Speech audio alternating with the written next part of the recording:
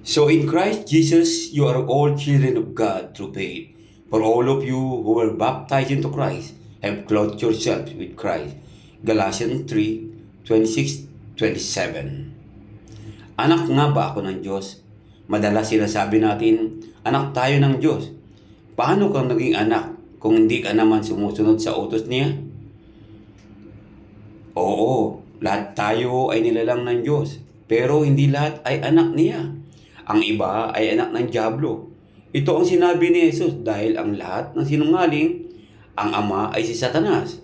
Alam mo ba na ang tunay na anak ng Diyos ay puno ng lahat ng spiritual na blessings at may mansyon sa langit? Ikaw, nais mo bang maging tunay na anak niya? Kung nais mo, sundin mo ang utos ng nag-iisang anak, ang Panginoong Jesus. Huwag ka nang mag-aksaya ng panahon. Tumayo ka na at maghugas ka ng iyong kasalanan. Paano? Magbautismo ka upang ang lahat ng kasalanan mo ay mapatawad at ikaw ay magiging tunay na anak ng Diyos.